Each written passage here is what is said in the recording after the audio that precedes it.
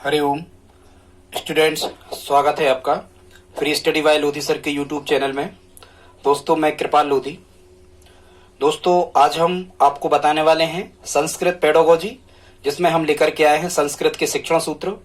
दोस्तों, आप किसी भी प्रकार के शिक्षक भर्ती परीक्षा की यदि तैयारी कर रहे हो, चाहे वो स्टेट लेवल का हो चाहे सेंट्रल लेवल का शिक्षक भर्ती परीक्षा का कोई भी एग्जाम हो, स्टूडेंट्स यहाँ से संस्कृत पेडागोजी में निश्चित रूप से 1 या 2 अंक के शिक्षण सूत्रों में से प्रश्न पूछा ही जाता है। संस्कृत के अलावा हिंदी, पर्यावरण और गणित या बाल विकास में भी यहाँ शिक्षण सूत्र इंपॉर्टेंट हो जाता है स्टूडेंट्स। तो एक तो आपको संस्कृत में आता है और 1 या 2 यहाँ से अन्य विषय की पेडागोजी में भी पूछे जा सकते हैं, पूछे ही जाते हैं, हमने पेपर्स में स्टूडेंट्स देखा है। तो ये आज का टॉपिक आपके लिए बड़ा ही इंपॉर्टेंट होने वाला है। दोस्तों, हम शिक्षक भर्ती परीक्षा की निःशुल्क तैयारी यूट्यूब के माध्यम से करवाते हैं। आप कई प्रकार के वीडियो, साइकोलॉजी के, चाइल्ड डेवलपमेंट के और प्रत्येक विषय की पेडागोजी के, आप मैथ्स के साथ में पर्यावरण के, साइंस के, आप हमारी प्लेलिस्ट में जाकर के देख सकते हैं। दोस्तों, यदि आप हमारे चैनल पर पहली बार विजिट कर रहे हैं तो प्लीज हमारे चैनल को सब्सक्राइब कर लें, साथ में बेल आइकन पर क्लिक कर दें ताकि सबसे पहले नोटिफिकेशन आपको मिलता रहे। तो आइए दोस्तों, प्रारंभ करते हैं आज का टॉपिक संस्कृत के शिक्षण सूत्र। तो स्टूडेंट्स, सबसे पहले तो हम ये देख लेते हैं कि इन शिक्षण सूत्रों का जनक किसे कहते हैं। तो यहाँ स्टूडेंट्स आपको ध्यान रखना है, शिक्षण सूत्रों का जो जनक कहलाता है वो है हर्बर्ट स्पेंसर। स्टूडेंट्स, अब यहाँ यदि आपको ऑप्शन में कभी हर्बर्ट स्पेंसर केवल आ जाता है तब आप इसे सही माने, और यदि स्टूडेंट्स यहाँ हर्बर्ट स्पेंसर के साथ में कमेनियस भी लिखा आ जाता है कि संस्कृत या किसी भी प्रकार के शिक्षण सूत्रों का जनक किसे कहा जाता है, तो आप हर्बर्ट स्पेंसर को कहें, और यदि साथ में कमेनियस लिखा आता है तो आप हर्बर्ट स्पेंसर और कमेनियस को भी कह सकते हैं। ये मुख्यतः हर्बर्ट स्पेंसर इसका जनक है, लेकिन कमेनियस और रूसो ने भी शिक्षण सूत्रों पर बहुत ज्यादा कार्य किया है, बहुत ज्यादा बल शिक्षण सूत्रों पर दिया है। इसलिए आप हर्बर्ट स्पेंसर और कमेनियस दोनों भी कह सकते हैं, हर्बर्ट स्पेंसर भी कह सकते हैं। स्टूडेंट्स, यदि कभी इस प्रकार का प्रश्न आता है कि सर्वाधिक कार्य किसने किया, तो सर्वाधिक कार्य किया हर्बर्ट स्पेंसर, कमेनियस और रूसो ने। यदि ये 3 नाम आते हैं तब भी आप इसे सही माने। और प्रारंभ में जो हर्बर्ट स्पेंसर ने शिक्षण सूत्र दिए थे, इनकी संख्या थी 9। स्टूडेंट्स, कभी यदि आपसे पूछा जाए कि हर्बर्ट स्पेंसर द्वारा कितने शिक्षण सूत्र बताए गए हैं, तो स्टूडेंट्स शिक्षण सूत्रों की संख्या हर्बर्ट स्पेंसर द्वारा कितनी बताई गई है? 9 बताई गई है। अब हम देख लेते हैं स्टूडेंट्स कि शिक्षण सूत्र कहलाते क्या है। तो यहां से आपको स्टूडेंट्स ये ध्यान रखना है कि जब भी कोई शिक्षक किसी भी टॉपिक को, किसी भी कंटेंट को पढ़ाने के लिए तैयार होता है, तब उसके सामने कई समस्याएं होती हैं कि जैसे हम कहें कि पाठ को कैसे प्रारंभ किया जाए, या हम कहें कि शिक्षण किस क्रम में किया जाए, ठीक है, बच्चों का ध्यान कैसे हम आकर्षित करें, ठीक है, या पाठ और विषय में बच्चों में रुचि कैसे जागृत की जाए, या हमारी जो शिक्षण अधिगम प्रक्रिया है ये प्रभावी कैसे हो, या शिक्षण अधिगम सामग्री का उपयोग कब कहाँ कैसे किया जाए। तो स्टूडेंट्स, यहाँ से बहुत सारे प्रश्न शिक्षक के विचार में होते हैं, और इन्हीं विचारों को ध्यान में रख के हमें किसी भी पाठ या किसी भी विषय वस्तु की शुरुआत हमें करना होती है। तो इन विषय वस्तु की, किसी भी पाठ की शुरुआत करने के पहले शिक्षण मतलब जो शिक्षक होता है वो जिन सूत्रों या जिन बातों को ध्यान में रख करके किसी भी पाठ को पढ़ाता है, तो उन्हें हम क्या कहते हैं? शिक्षण सूत्र कहते हैं। और मुख्यतः ये जो शिक्षण सूत्र हैं, ये हर्बर्ट और कमेनियस ने अपने अनुभवों के आधार पर शिक्षण के कुछ सामान्य नियम निर्धारित किए थे, बाद में इन्हीं को शिक्षण सूत्र कहा जाने लगा। तो ये भी आप शिक्षण सूत्र की परिभाषा कह सकते हो। कभी किसी एग्जाम में ये पूछा गया है प्रश्न, क्या पूछा गया है हम आपको बोल के सुना रहे हैं कि हर्बर्ट व कमेनियस ने अपने अनुभवों के आधार पर शिक्षण के कुछ सामान्य नियम निर्धारित किए, जिन्हें क्या कहा जाता है? तो आपको क्या कहना है? शिक्षण सूत्र। सीधी सी बात स्टूडेंट्स, शायद अब आप समझ गए होंगे कि शिक्षण सूत्र क्या कहलाते हैं। शिक्षक पढ़ाते समय जिन नियम और सिद्धांतों का उपयोग करता है, ठीक है, उन्हें हम शिक्षण सूत्र कहते हैं स्टूडेंट्स। तो ये मुख्यतः 12 से 15 शिक्षण सूत्र हैं जिनको हम बता दे रहे हैं। और यदि जैसे पर्यावरण है या गणित है या हिंदी है, या फिर हम सीधा का सीधा कहें कि पेडागोजी है, तो यहाँ से शिक्षण सूत्र सीधा का सीधा आपसे हिंदी में पूछ लेता है, इस प्रकार से ज्ञात से अज्ञात की ओर। लेकिन स्टूडेंट्स, एक चीज का आपको ध्यान रखना है, जब कभी यदि आपने संस्कृत को लिया है इंग्लिश के अलावा शिक्षक भर्ती परीक्षा में, यदि आपने संस्कृत का चयन किया है तो स्टूडेंट्स संस्कृत की जो पेडागोजी आती है आप देखना पेपर में, ये संस्कृत में ही पूछी जाती है। आज हम जो शिक्षण सूत्र आपको बताने वाले हैं ये हम हिंदी में भी बताएंगे और ये संस्कृत भी कवर हो जाएगी। इन्हीं शिक्षण सूत्रों को हम संस्कृत में भी बताने वाले हैं कि संस्कृत में इन शिक्षण सूत्रों को कैसे पूछा जाता है। बाद में हमने इसके कुछ इंपॉर्टेंट प्रश्न भी लगाए हैं, उनको भी अपन देख लेते हैं। तो आइए देखते हैं स्टूडेंट्स, पहला जो सूत्र शिक्षण सूत्र होता है ये होता है ज्ञात से अज्ञात की ओर। पहला स्टूडेंट शिक्षण सूत्र क्या लिखा है, ज्ञात से अज्ञात की ओर। और इसे हम संस्कृत में क्या कहते हैं स्टूडेंट्स, इसे हम संस्कृत में कहते हैं ज्ञाताद अज्ञातम प्रति। क्या कहते हैं स्टूडेंट्स, ज्ञाताद अज्ञातम प्रति। और स्टूडेंट्स जो ये ज्ञात से अज्ञात की ओर है, इसे ही इसका ही एक दूसरा नाम है ये मूर्त से अमूर्त की ओर। मतलब ये लगभग मिलते ही जुलते हैं। यहां हमने देखो, ठीक है, आप समझ रहे होंगे, ज्ञात से अज्ञात की ओर, मूर्त से अमूर्त की ओर, ये लगभग मिलते जुलते हैं। यहां से भी स्टूडेंट्स प्रश्न बनते हैं क्योंकि कुछ सूत्र ऐसे होते हैं जो एक दूसरे से मिलते जुलते हैं, तो उनके भी प्रश्न आपसे एग्जाम में पूछे जा सकते हैं। तो ज्ञात से अज्ञात की ओर को हम संस्कृत में क्या कहते हैं, ज्ञाताद अज्ञातम प्रति। ध्यान रखना, यहाँ स्टूडेंट्स हर बार हम प्रति लिखेंगे। प्रति का मतलब होगा यहाँ पर की ओर। प्रति का मतलब क्या होगा स्टूडेंट्स, की ओर। ठीक है, तो प्रथम हो गया ज्ञात से अज्ञात की ओर या ज्ञाताद अज्ञातम प्रति। स्टूडेंट्स इसका सीधा सा अर्थ ये होता है कि छात्रों को सबसे पहले आप उन चीजों के बारे में बताएं जिन चीजों को छात्र हमारे जानते हैं, जिन चीजों से वो परिचित हैं, जिन चीजों से वो अवगत हैं, जो चीजें उनके आसपास हैं, जिनका अनुभव उनको है। पहले आप इन चीजों के बारे में बताएं, फिर आप अज्ञात चीजों के बारे में बता सकते हैं। ये कहलाता है ज्ञाताद अज्ञातम प्रति, मतलब ज्ञात से अज्ञात की ओर। जैसे आप वृक्ष के बारे में स्टूडेंट्स पढ़ाने वाले हैं तो पहले आप ज्ञात के बारे में ही, जैसे आप प्रकाश संश्लेषण मान के चलो, एक एग्जाम्पल हम दें, जैसे मान के चलो आप कक्षा में प्रकाश संश्लेषण की क्रिया के बारे में बताने वाले हैं तो सबसे पहले आपको वृक्ष के बारे में बताना होगा, फिर धीरे धीरे उनकी पत्तियों पे आना होगा। अब आपको ये देखना होगा कि बच्चे पत्तियों के बारे में तक जानते हैं कि नहीं, तब आप उनको प्रकाश संश्लेषण की क्रिया के बारे में बता सकते हैं। तो ये कहलाता है ज्ञात से अज्ञात की ओर। इसे संस्कृत में ज्ञाताद अज्ञातम प्रति कहते हैं। ठीक है स्टूडेंट्स, आई होप आप समझ गए होंगे। 2 नंबर पे फिर यहाँ लिखा है सरल से जटिल की ओर, और इसे संस्कृत में आपको लिखा आता है सरलात कठिनम प्रति। प्रति माने की ओर, तो यहाँ आप चाहो तो तीर लगा देना इस टाइप का, ऐसा आप तीर लगा सकते हो यहाँ। इसका मतलब होगा की ओर, मतलब सरल से, यहाँ बीच में से लिखना आप, प्रारंभिक जो अक्षर है इसके बाद में आप शब्द के बाद में से लिखना, सरल से कठिन की ओर। स्टूडेंट्स इसको हम कहते हैं सरल से जटिल की ओर या सरलात कठिनम प्रति। इसका मतलब स्टूडेंट्स ये होता है कि पहले जो भी कंटेंट, जिस भी विषय वस्तु को आप कक्षा में पढ़ाने वाले हो, उसको सबसे पहले आपको सरल चीजें उसकी बताना चाहिए, इसके बाद में उनकी जटिल चीजें या कठिन चीजें बताना चाहिए। तो सरल पहले, जैसे अपन परीक्षा में हल करते हैं ना, अपन छात्रों को यही बताते हैं कि पहले आपको परीक्षा में सरल चीजें हल करना है, फिर इन चीजों को हल करना है जो आपसे नहीं बन रहे, मतलब जो आपके लिए कठिन है। तो स्टूडेंट्स ये हो जाता है सरल से जटिल की ओर, सरलात कठिनम प्रति। मतलब पहले सरल चीजें बताएं, फिर उसी कंटेंट की आप कठिन चीजें बताएं। ठीक है, ये नहीं कि जटिल पहले एक सरल बाद में, तो बच्चे सब नहीं समझ पाएंगे। 3 नंबर पे स्टूडेंट्स अगला शिक्षण सूत्र लिखा है, ये है मूर्त से अमूर्त की ओर। इसको संस्कृत में कहते हैं मूर्ताद अमूर्तम प्रति। संस्कृत में क्या कहते हैं, मूर्ताद अमूर्तम प्रति, मूर्त से अमूर्त की ओर। स्टूडेंट्स यहाँ मूर्त का मतलब वो होता है कि ऐसी वस्तुएं या ऐसी चीजें जिनको आप देख सकते हो, आप छू सकते हो, उनको स्पर्श कर सकते हो, ऐसी चीजों को हम मूर्त कहते हैं। कुल मिला के ये वस्तुएं होती हैं जो हम आसपास देख पा रहे होते हैं। तो स्टूडेंट्स को जब भी शिक्षक द्वारा कक्षा में पढ़ाया जाए तो पहले मूर्त वस्तुओं के बारे में बताया जाए जो उसके आसपास हैं, जिनको वो उसने देखा है, स्टूडेंट्स ने जिनको वो स्पर्श कर सकता है, पहले इन वस्तुओं के बारे में बताएं।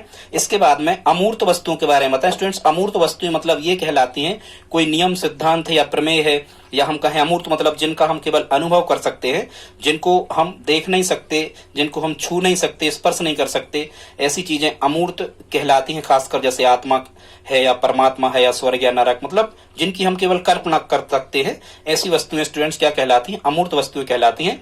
तो आसान क्या होता है छात्रों को सिखाना कि पहले आप मूर्त वस्तुओं के बारे में बताएं जो बच्चे जिनको वो देख सकते हैं, छू सकते हैं, जो उनके आसपास होती हैं। इसके बाद में अमूर्त चीजों को आप बताएं तो बच्चे आसानी से समझ सकते हैं। तो ये कहलाता है मूर्ताद अमूर्तम प्रति।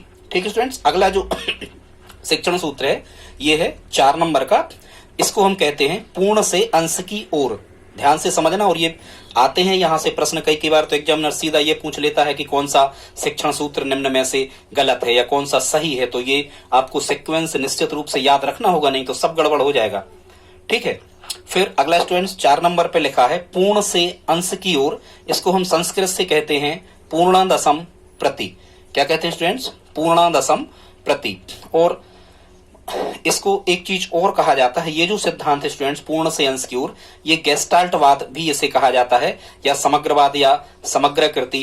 आगे हम आपको बताएंगे कोहलर कोप्पा बर्दाइमर के बारे में, किसने खोज की, किसने प्रयोग किया, कौन सहायक रहा। तो ये गेस्टाल्टवाद के सिद्धांत पर आधारित है। जैसे गेस्टाल्ट में होता है कि पहले ये किसी भी समस्या को एक पूरी समस्या के रूप में देखते हैं, फिर उसको छोटे छोटे हिस्सों में तोड़ करके उस समस्या को हल करते हैं। तो स्टूडेंट्स यहां भी हमें बच्चों को क्या करना होता है, पूर्ण से अंश की ओर सिद्धांत के आधार पर ही हमें उनको पढ़ाना होता है। जैसे हम कहें कि पूर्ण से अंश की ओर में, जैसे हम कहें कि आप बच्चों को यदि शुरू से व्याकरण पढ़ाओगे और फिर आप पूरा का पूरा वाक्य बताओगे तो बच्चे आसानी से नहीं समझ पाएंगे। जब भी आप कक्षा में भाषा जैसे कोई विषय आप पढ़ा रहे हो तो पहले आपको सीधा का सीधा बच्चों को वाक्य सिखाना होगा, और बच्चे वाक्य सीखते ही हैं। जब वो वाक्य सीख जाएंगे, मतलब पूरा वाक्य का मतलब क्या होगा, पूर्ण। जब वाक्य सीख जाएंगे फिर वो शब्द सीखेंगे, फिर वर्ण सीखेंगे, फिर मात्राएं, स्वर आदि को वो सीखेंगे। तो इस प्रकार पूर्ण से अंश की ओर ही बढ़ के पढ़ाया जाता है। जैसे आप वृक्ष के बारे में बताने वाले हो या प्रकाश संश्लेषण के बारे में, तो सीधे आप प्रकाश संश्लेषण पर नहीं बताओगे, पूरे वृक्ष को बताओगे। बच्चों से पूछोगे कि आप वृक्ष को जानते हो, देखा है, इस टाइप से। या मान के चलो आप बच्चों को साइकिल के पार्ट्स या किसी भी मशीन के पार्ट्स के बारे में बताने वाले हो, तो पहले आप उस मशीन को ही बताओगे, मतलब पूर्ण पहले बता देना। हमें साइकिल के बारे में यदि हम बताने वाले उसके पार्ट्स के बारे में, तो पहले आपको पूरी साइकिल बताना होगा, फिर हम बताएंगे कि उसमें चक्का क्या है, स्पोक क्या है, हैंडल क्या होता है। इस टाइप से स्टूडेंट शायद आप समझ गए होंगे। तो ये कहलाता है पूर्ण से अंश की ओर, पूर्णादशम प्रति। अब हम चलते हैं 5 नंबर पे। अगला जो हमारा सिद्धांत है ये है विश्लेषण से संश्लेषण की ओर। और स्टूडेंट्स जो ये विश्लेषण से संश्लेषण की ओर है, इसे हम कहते हैं विश्लेषणात् संश्लेषणम प्रति। संस्कृत में क्या कहेंगे आप नोट कर लें इनको, तो आप पेन कॉपी उठा करके बैठ जाएं स्टूडेंट्स। और यहां तक यदि आप हमारा वीडियो देखा है आपने तो प्लीज इसको लाइक जरूर कर दें। तो विश्लेषण से संश्लेषण की ओर को क्या कहते हैं, विश्लेषणात् संश्लेषणम प्रति। ठीक है स्टूडेंट्स, इसका मतलब वही होता है कि विश्लेषण का मतलब होता है कि पहले संपूर्ण वस्तु के बारे में हमें बताना है। ठीक है, जैसे साइकिल के पार्ट्स के फ्रीवेल के बारे में हम बताने वाले हैं, साइकिल के या हैंडल के बारे में बताने वाले हैं, तो पहले हम पूरी साइकिल के बारे में बता दें। और संश्लेषण का मतलब ये होता है कि फिर हम उसकी छोटी छोटी वस्तुओं के बारे में बच्चों को बताएंगे। मतलब पहले जो एक मुख्य बड़ी विषय वस्तु है, जैसे हम प्रकाश संश्लेषण के बारे में पढ़ाने वाले हैं, तो पहले आपको वृक्ष के बारे में बताना होगा, फिर अन्य उसके पार्ट्स जो भी हैं, जड़, तना, फल फूल, उनके बारे में बताना होगा। तो स्टूडेंट्स ये कहलाता है विश्लेषण से संश्लेषण की ओर। ठीक है, इस टाइप से पहले वृक्ष के बारे में बताएंगे, फिर उसके हिस्सों के बारे में। तो पूरे वृक्ष के बारे में बताना। देखो यहाँ बी का मतलब होता है स्टूडेंट्स विस्तृत। यहां से आप ध्यान में रखना, विस्तृत। तो साइकिल है विस्तृत, वृक्ष है विस्तृत, उसके पार्ट्स नहीं है।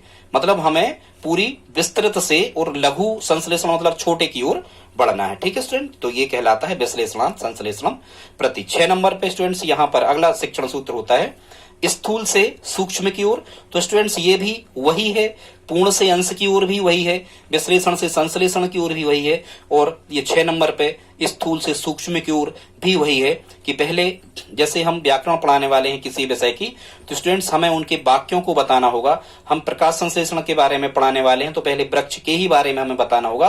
तो स्थूल मतलब होता है कोई बड़ी आकृति। जब हम बड़ी आकृति मुख्य विषय वस्तु के बारे में बता देते हैं, फिर उसके हम छोटे छोटे पार्ट्स के बारे में बच्चों को समझाएं, इसे हम कहते हैं स्थूल से सूक्ष्म की ओर। स्टूडेंट्स ये पूर्ण से अंश की ओर, विश्लेषण से संश्लेषण और स्थूल से सूक्ष्म, ये तीनों आपस में मिलते जुलते ही हैं। पहले बड़ी आदमों को महत्व देना है, ऐसे आप याद रख लेना। स्थूल माने भी बड़ा, विश्लेषण मतलब विशेष माने भी बड़ा। ठीक है, पूर्ण अपने आप में पूर्ण है मतलब बड़ा, भगवान ही अपने आप में पूर्ण है, तो इससे छोटों की ओर हमें चलना है। स्टूडेंट्स यहाँ 7 नंबर पे लिखा है, ये 7 नंबर पे लिखा है, ये मनोवैज्ञानिक क्रम से तार्किक क्रम की ओर हमें बढ़ना होता है। और इसको संस्कृत में क्या कहते हैं, मनोवैज्ञानिक क्रमात् तार्किक क्रमम प्रति। मनोवैज्ञानिक क्रम से तार्किक क्रम की ओर। और स्टूडेंट्स इसको हम क्या कहते हैं संस्कृत में, मनोवैज्ञानिक क्रमात् तार्किक क्रमम प्रति। ठीक है, ये संस्कृत में हमें कहते हैं। और स्टूडेंट्स इनको संस्कृत में ही याद करना क्योंकि मेमोराइज संस्कृत में ही आपको होना चाहिए, क्योंकि संस्कृत की पेडागोजी में ये संस्कृत में ही पूछे जाते हैं, आप पेपर में देख सकते हैं। ठीक है स्टूडेंट, तो ये मनोवैज्ञानिक क्रम से, इसका मतलब स्टूडेंट्स मनोवैज्ञानिक क्रम का मतलब ये होता है कि पहले बच्चों को क्या बताया जाए, पहले स्टूडेंट्स को क्या बताया जाए। तो पहले स्टूडेंट्स को वो बताया जाए जो छात्रों की योग्यता एवं रुचि के अनुकूल हो। मतलब बच्चों की जो रुचि है, बच्चों की जो इच्छा है, वो बच्चे हमसे क्या चाहते हैं, तो पहले उन चीजों को हम बताएं। इसके बाद में हम तार्किक क्रम की ओर उनको ले जाएं, इसके बाद में हम नियम सिद्धांतों की ओर ले जाएं। या हम कहें कि पहले हम बच्चों की इच्छाओं और रुचि या उनकी जो जिज्ञासा जिसमें है, ठीक है, उनके बारे में उनकी संतुष्टि हम करें। इसके बाद में हम पाठ्यक्रम के बारे में बताएं। तो ये कहलाता है मनोवैज्ञानिक क्रम से तार्किक क्रम की ओर। स्टूडेंट्स, साइकोलॉजी शिक्षक भर्ती परीक्षा में इसीलिए पढ़ी जाती है ताकि हर शिक्षक मनोवैज्ञानिक हो सके। मनोवैज्ञानिक का मतलब होता है कि ये बच्चों के मन की बातों को जान सके। ठीक है, बच्चे क्या चाहते हैं, कब पढ़ना चाहते हैं, कब नहीं पढ़ना चाहते, किससे पढ़ना चाहते हैं, क्या पढ़ना चाहते हैं, मतलब बच्चों के मन की बातों को ही जानने वाला होना चाहिए शिक्षक। इसीलिए हम कहते हैं कि शिक्षक मनोवैज्ञानिक होना चाहिए। तो मनोवैज्ञानिक क्रम से तार्किक क्रम की ओर का मतलब स्टूडेंट्स यही होता है कि पहले बच्चों के मनोभावों को ध्यान में रखते हुए ही हमें उनको तार्किक क्रम की ओर ले जाना है। 8 नंबर पे स्टूडेंट्स ये है विशिष्ट से सामान्य की ओर। विशिष्ट से सामान्य की ओर, और इसको संस्कृत में कहते हैं विशिष्टात् सामान्यम प्रति। क्या कहते हैं? विशिष्टात् सामान्यम प्रति। ठीक है स्टूडेंट्स, तो विशिष्ट से सामान्य की ओर का मतलब ये होता है, इसे ही स्टूडेंट्स एक जो 9 नंबर पे लिखा है आगमन से निगमन की ओर, तो ये आगमन से निगमन की ओर और उदाहरण से नियम की ओर, ये स्टूडेंट्स एक ही विधि है। विशिष्ट से सामान्य की ओर भी एक ही विधि है। कहने का मतलब ये होता है कि विशिष्ट का मतलब ये होता है कि एक से, जैसे मान के चलो आप किसी भी चीज को पढ़ाने वाले, जैसे हम कहें कि त्रिभुज के तीनों कोणों का योग 180 अंश होता है, तो आप पहले विशिष्ट उदाहरण देंगे बच्चों के सामने। कई कई प्रकार के त्रिभुज आप पेश करोगे और कहोगे इनके तीनों कोणों को जोड़ो और आप बताओ कि इनका योग कितना हो रहा। तो बच्चे क्या करेंगे कि तीनों प्रकार के त्रिभुजों या 6 प्रकार के जितने भुजाओं के आधार पर या कोणों के आधार पर त्रिभुज होते हैं, उनके तीनों कोणों को निकाल करके उनको जोड़ेंगे, और जब वो देखेंगे कि तीनों का जोड़ 180 अंश ही हो रहा है, तो फिर वो सामान्यीकरण कर लेंगे। स्टूडेंट्स, यहाँ सामान्यीकरण का मतलब क्या होता है? नियम बना लेना। क्या कर लेना? नियम बना लेना। फिर वो सामान्यीकरण कर लेंगे, माने नियम बना लेंगे, और वो खुद कहने लगेंगे बच्चे कि सर किसी भी प्रकार के त्रिभुज के तीनों कोणों को हम जोड़ें, इनका योग 180 अंश ही होता है। तो स्टूडेंट्स, ये कहलाता है विशिष्ट से सामान्य की ओर। सामान्यीकरण करने का मतलब ये होता है कि नियम बना लेना। तो नियम पहले से नहीं हमें बच्चों को बताना है, पहले उनको उस नियम के एग्जाम्पल देना है, उदाहरण बताना है बहुत सारे। इसके बाद में सामान्यीकरण मतलब नियम बच्चे खुद बना लेंगे। तो ये कहलाता है विशिष्टात् सामान्यम प्रति। अगला है स्टूडेंट्स 9 नंबर पे आगमन से निगमन की ओर। इसे ही हम कहते हैं उदाहरण से नियम की ओर, या आगमनात् निगमनम प्रति। प्रति माने की ओर, तो इसको हम संस्कृत में क्या कहते हैं स्टूडेंट्स? आगमनात् निगमनम प्रति, मतलब आगमन से निगमन की ओर। स्टूडेंट्स, आगमन से निगमन की ओर, तो ये यही विधि है विशिष्ट से सामान्य की ओर।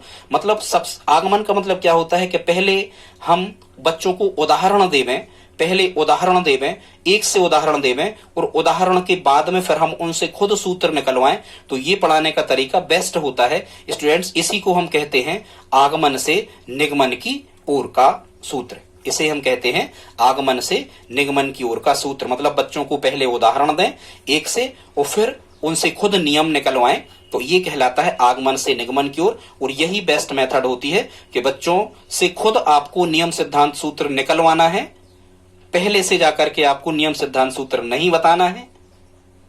यदि आप पहले सूत्र दे देते हो, बाद में बच्चे हल करते हैं, तो वो निगमन विधि कहलाती है, और ये खासकर सही नहीं माना गया है। सही शिक्षण सूत्र क्या होता है? आगमन से निगमन की ओर, मतलब उदाहरण देना है आपको, फिर नियम उन्हीं से निकलवाना है। शायद आप समझ गए होंगे। यह स्टूडेंट 10 नंबर पे लिखा है प्रत्यक्ष से अप्रत्यक्ष की ओर।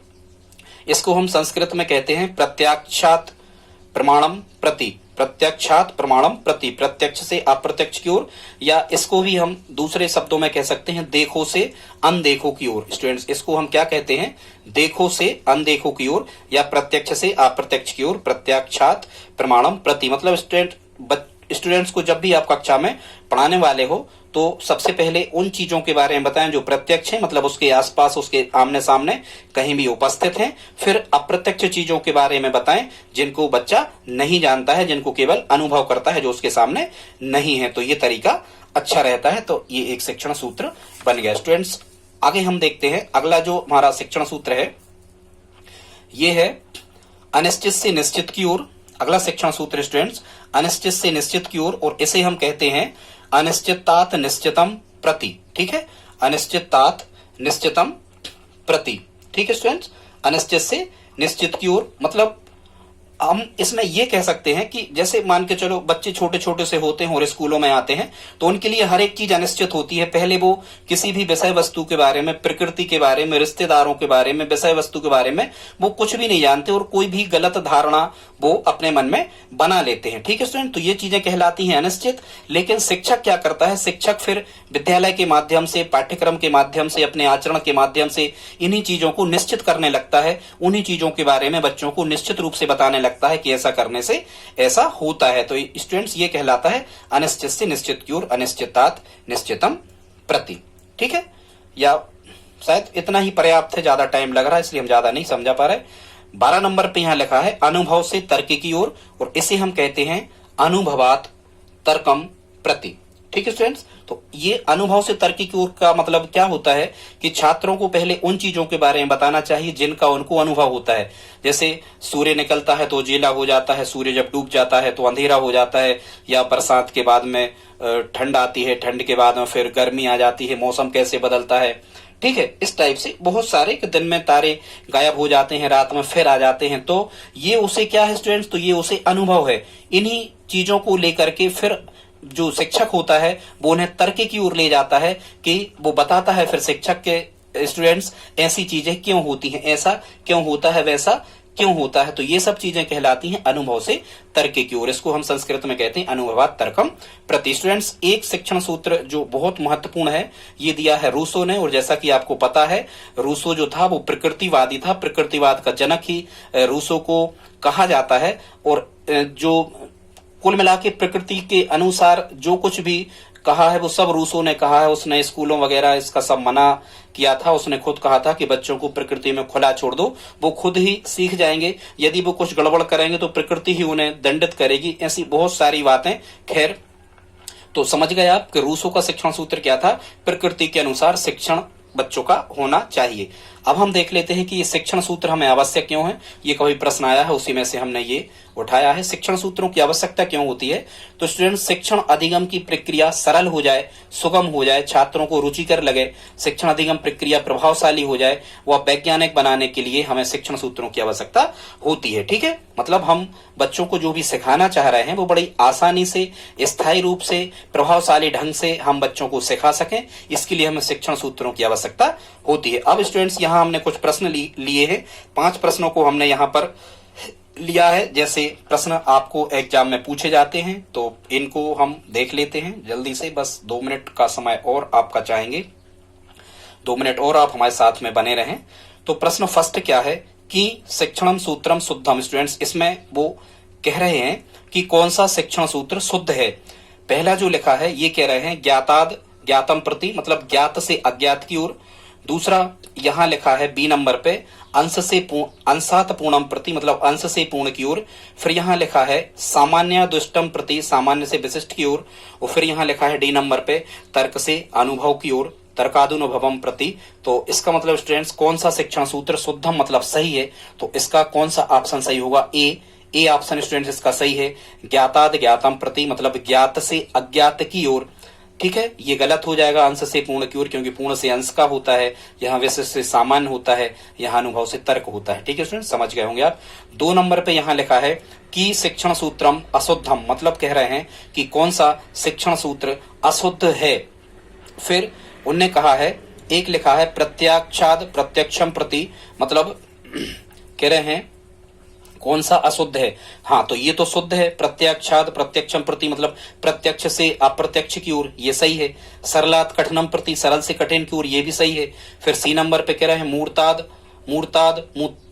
मूर्ताद अमूर्तम प्रति। ठीक है, मिस्टेक लिखा है, देख लेना, मूर्ताद अमूर्तम प्रति, मूर्त से अमूर्त की ओर, तो ये भी सही है स्टूडेंट्स। और डी नंबर पे लिखा है संश्लेषणात् विश्लेषणम प्रति, मतलब छोटे क्रम से बड़े क्रम की ओर, तो ये स्टूडेंट्स ये गलत है, ये गलत है, मतलब ये ऑप्शन हमारा सही होगा। हमें विश्लेषण से संश्लेषण की ओर चलना पड़ता है, ना कि संश्लेषण से विश्लेषण की ओर। ठीक है स्टूडेंट्स। 3 नंबर पे लिखा है शिक्षण सूत्राणाम प्रयोगेण शिक्षणम भवति, मतलब कह रहे हैं 3 नंबर पे कि शिक्षण सूत्रों का प्रयोग करने से शिक्षण कैसा हो जाता है। तो पहला कह रहे हैं अरुचिकरम, तो अरुचि पूर्वक तो नहीं होता। फिर कह रहे हैं अपठनीयम, हम पढ़ नहीं सकते उसे, तो ऐसा भी नहीं होता शिक्षण सूत्रों का उपयोग करने से। फिर कह रहे शक्तिशाली, तो ताकत तो कुछ हमें लगाना नहीं है। एक शब्द जरूर ये साइकोलॉजी के शब्दों से मेल खा रहा है। और क्या कह रहा है कि शिक्षण सूत्राम प्रयोगेण शिक्षणम भवति, शिक्षण सूत्रों का प्रयोग करने से शिक्षण कैसा हो जाता है। तो स्टूडेंट शिक्षण कैसा हो जाता है, प्रभावशाली हो जाता है। तो ये ऑप्शन इसका डी सही होगा। अब 4 नंबर पे यहां लिखा है प्रारंभिक स्तरे कस्मिन् सूत्रस्य धारणेन पाठनीयम, मतलब कह रहे हैं कि प्रारंभिक स्तर की कक्षाओं में कौन से सूत्र से पठन कार्य करवाना चाहिए। पहला कह रहे हैं सरलात् कठिनम प्रति, सरल से कठिन की ओर। दूसरा कह रहे हैं पूर्णात् अंशम प्रति, पूर्ण से अंश की ओर। तीसरा कह रहे हैं यहाँ अनुभवात तर्कम प्रति, और डी चौथा कह रहे हैं ज्ञातात अज्ञातम प्रति। तो स्टूडेंट्स क्या होता है, प्रारंभिक स्तर का मतलब है कक्षा 1 से 5 की चर्चा कर रहे हैं। तो 1 से 5 की कक्षा में बच्चों को अनुभवात तर्कम प्रति, मतलब अनुभव से तर्क की ओर। अनुभव को मतलब ये होता है कि जिन चीजों का उनने अनुभव किया है, मौसम का अनुभव किया है, प्रकृति का अनुभव किया है, ठीक है, तो जिन चीजों का उनने अनुभव किया है केवल उन्हीं के बारे में वो जानते हैं। सरल चीजें भी वो नहीं जानते, ठीक है, क्योंकि प्रारंभिक कक्षा की चर्चा हो रही। सरल भी नहीं जानते वो, अनुभव, हाँ, उनको गर्मी कब लगती है ये वो जानते हैं, ठंड कब लगती है ये जानते हैं, सूर्य कब निकलता है कब डूब जाता है, ये सब वो चीजें जानते हैं, ये अनुभव कहलाते स्टूडेंट। ठीक है, आग को छू लेने से जल जाते हैं, कांटे पर पांव पड़ने से उनको तकलीफ होती, ये अनुभव होते हैं। अनुभव स्टूडेंट्स वो सब जानते हैं। तो यहाँ सही क्या होगा, प्रारंभिक कक्षाओं में अनुभव से तर्क की ओर के शिक्षण सूत्र का उपयोग हमें करना चाहिए। लास्ट स्टूडेंट्स बचा है, ये 5 नंबर पे लिखा है, इसमें कह रहे हैं कि शिक्षण सूत्रे जनकः, शिक्षण सूत्रों का जनक कौन है, स्पेंसर, सुकरातः, अरस्तु, या मतलब इनमें से कोई नहीं, कुछ भी। तो जैसा कि आपको पता है स्टूडेंट्स, शिक्षण सूत्रों का जनक किसे कहते हैं, हार्वर्ड स्पेंसर को कहते हैं। तो दोस्तों आज का वीडियो आपको कैसा लगा, आप हमें प्लीज कमेंट बॉक्स में लिख करके बताएं। ऐसे ही अन्य वीडियो हम आपके लिए लाते रहते हैं। यदि दोस्तों आप हमारी हेल्प करना चाहते हैं तो प्लीज आप हमारे चैनल को सब्सक्राइब कर लें और अपने जो स्टडी ग्रुप हैं उनमें आप इस वीडियो को शेयर कर दें। ठीक है दोस्तों, तो इसी प्रकार के वीडियो हम आपको लाते रहेंगे। मिलते हैं अगले वीडियो में, तब तक के लिए जय हिंद, जय भारत।